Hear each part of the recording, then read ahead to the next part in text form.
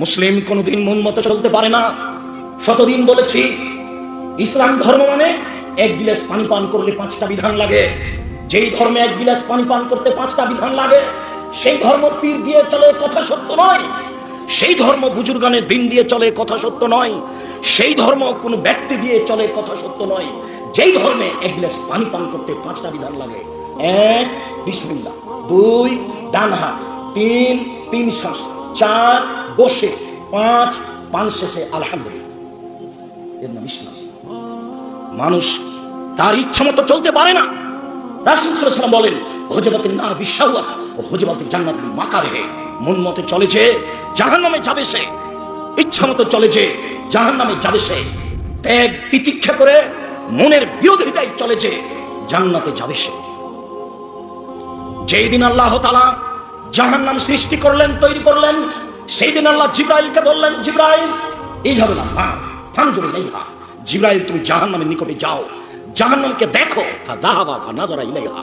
জিবরাইল জাহান্নামের নিকটে গেলেন, জাহান্নামকে দেখলেন, দেখে এসে বলছেন, ওয়া ইজ্জাতি ওয়া ইরতিফাকাল মাকাম। তোমার মর্যাদার কসম, তোমার সম্মানের কসম, তোমার ইজ্জতের কসম। হায় হায় হায় হায় করেছো কি? একদিকের আগুন আর একদিকের আগুনকে ঝাপটা মেরে ধরে খায়। এখানে কি মানুষ যাবে? এটা কি মানুষ থাকার জায়গা?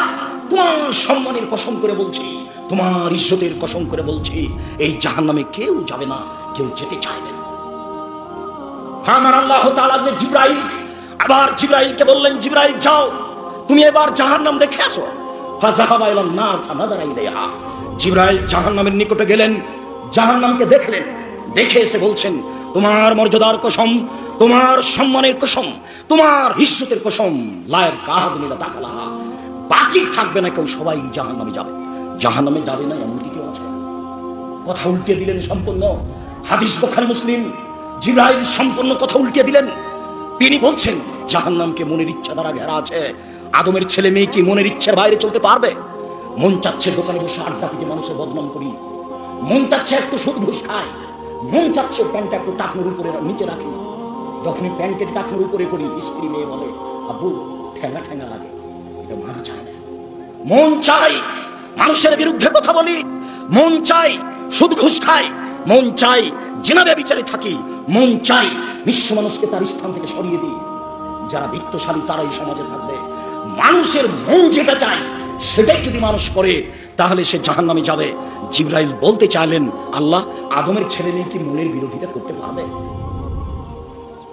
জিবরাইলের ধারণায় আদমের ছেলে মেয়ে মনের বিরোধিতা করতে পারবে না, অতএব তারা জান্নাতে যেতে পারবে না, সবাই জাহান্নামে যাবে।